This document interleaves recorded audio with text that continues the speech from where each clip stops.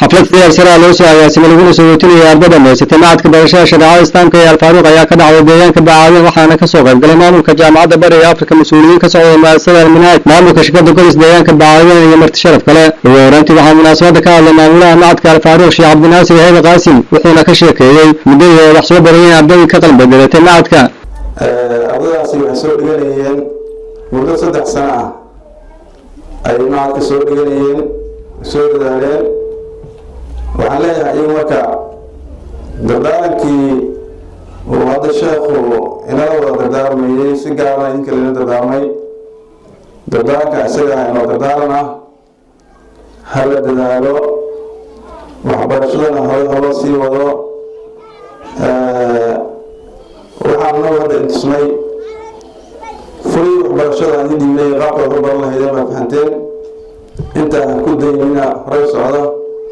dhanka kale gudoomiyaha jaamacadda Bariga Afrika ee gobolka Mudug Dr. Aadan Maxamed Ciyaal ayaa u ballan qaaday in ardayga uu sareeyo jaamacaddu ku dhigan doono bilaash halka Nabadan Cabdisalaam Xirsi Faarax Dhagay uu sheegay in macadku u baahan yahay in deegaanku uu ku yeesho oo uu ka baxo kirada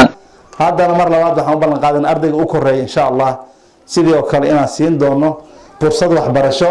4 sano ee kulliyadda uu dhiganayo insha Allah ta'ala inuu jaamacadda wax ka barto oo lagu siiyo minxa ay jaamacadda siinayso inta kale ardaydan waa inay soo raacaan insha Allah ay kala soo qayb galaan oo la dhigtaan ardaygaas ama ardayadaas mid ku noqdaba 4 sanada soo wadeen barnaamijka waxa loo baahay waagi la bilaabahayay iyo 4 sano kadib in isku meel la joogin waxaan boorinayaa macadka in la soo camiro oo laga faa'iideysto oo jaaniskaas magaaladu dahabka ay heshay inay ka faa'iideysato taa waa midda magaalada iyo macadka waxaan kale oo aan soo jeedin lahaa magaaladu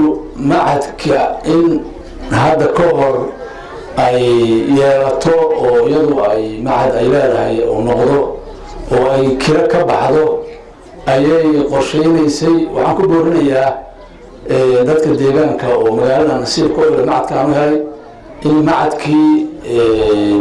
ay mulkiyaan oo ay gataan geesta kale ardayda wax ka baratay macadka ayaa soo jeedisay khudbado kala duwan علما بأن علما خيرا ما سوي فيه وأول ما له عبد درية وأن هذا العلم مخصوص بها قد شاع فيه عند كل العلماء. أيها الحضور، اللغة العربية مهمة في حياتنا لأنها مفتاح لفهم القرآن الكريم. sidoo kale Faadima Aadan Abdi oo ku hadlaysay afka waalidiinta waxay ka codsatay bulshada reer Bacaadin inay soo galaan macadka shariicada islaamka waxa weeye qofka shariicada islaamka barta uu ka qaalisan yahay qofka aan baran waxaan dareemayaa maalintii macadka anigu aan soo galay iyo maanta waxaan ku kala sugnaay waxaan u sheegayaa hooyooyinka iyo walaalaha islaamka ah inay soo galaan macadka ilmahoodana soo gashadaan ayagoo akhriya adduunba uga faa'iideysanaya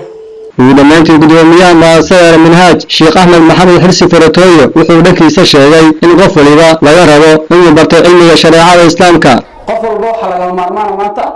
inuu cilmiga shariicada barto haddii aad u baahan tihiin physics inaad baratiin haddaad u baahan tihiin chemistry inaad baratiin haddaad daneynaysiin inaad xisaabaad baratiin haddaad rabtiin inaad dhaqaalaha baratiin gidigin kitaabkeena idinkugu jiraan kitaabka ilaahay idiin soo dejiyey ayuu inuu ku jiraa ardayda ayaa waxay shahaadooyin guddoonsiiyeen macallimiinta iyo maamulkoodii muddada dheer wax soo barayay Mawlid Maxamed Kooshin warbaahinta SBC degmada Buurtile.